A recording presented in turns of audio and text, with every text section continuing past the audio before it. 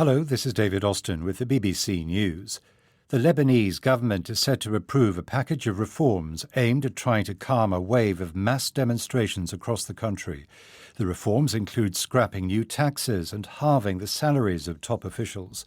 The protests are into their fifth day, and our correspondent in Beirut, Martin Patience, says they seem to have united everyone in Lebanon.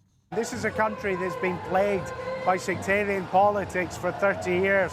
But what the protesters are saying is that we are Lebanese first. We need to work in the national interest, not our own selfish interest. And that's what they're saying about the Lebanese political system. They're saying it's not fit for purpose because it's about the Shia bloc, the Sunni bloc, the Christian bloc. They're saying that isn't working. This is a country that is really hurting. The economy is in free fall. There's high unemployment. Corruption is out of control. And enough is enough. The British Prime Minister Boris Johnson will try to put his Brexit deal with the European Union to a vote in Parliament again today. He's likely to face another showdown, as Norman Smith reports. Few at Westminster believe there's any prospect of the Speaker allowing Mr Johnson another go at securing his meaningful vote. Instead, ministers this afternoon likely to announce they'll try to push through Parliament the legislation itself to implement the deal. The legislation, however, seems certain to face a flurry of hostile amendments, including on a second referendum and on remaining in a customs union. There's also widespread scepticism that it'll be possible to complete the detailed scrutiny of the bill by Mr Johnson's deadline of October the 31st. Hong Kong's leader, Carrie Lam, has visited the city's largest mosque to apologise after it was hit by coloured spray from police water cannon during clashes on Sunday with pro-democracy protesters. The demonstrations have now lasted 20 weeks, and our correspondent in Hong Kong, Nick Beake, says there's no sign of them stopping. This weekend illustrated there is still considerable public support for this pro-democracy movement and its methods, and there is the prospect of more weekends, if not during the week. And Carrie Lam, the chief executive here, has been saying this is a housing crisis. This is what's fueling this unrest. Talk to people on the streets. They say, no, it's their pursuit of democratic freedoms, the stopping of China eroding their freedoms as they see it, which will keep them coming out onto the streets.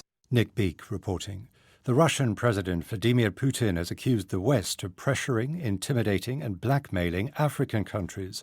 His remarks come ahead of the first full Russia-Africa summit in the Black Sea resort of Sochi, with Moscow seeking to extend its influence on the continent. World News from the BBC.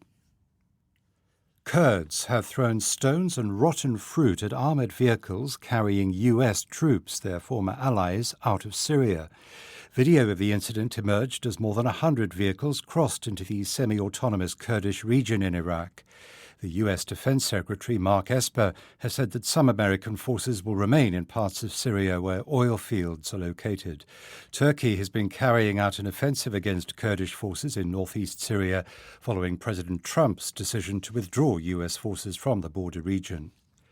Canadians have begun voting in a parliamentary election that's predicted to be one of the closest ever. The Prime Minister, Justin Trudeau, is facing a threat to his premiership. Chris Buckler reports.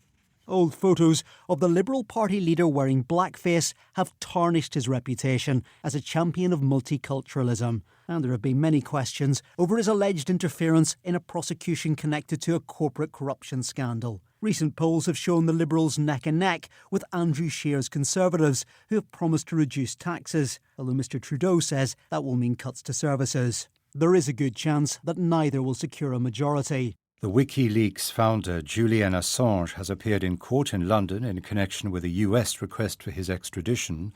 The Australian is wanted in the United States on a range of charges, including conspiring to hack government computers in the Pentagon. The full extradition hearing will go ahead in February next year after the judge declined a request by his lawyers for a delay. British and American intelligence agencies have found that Russian computer hackers used a group of unknowing Iranian hackers to spy on multiple countries. A British investigation found that the Iranian group, codenamed Oil Rig, was itself hacked by the Russians to target victims, including governments, in more than 35 nations. There is no evidence that Iran was aware of this. BBC News.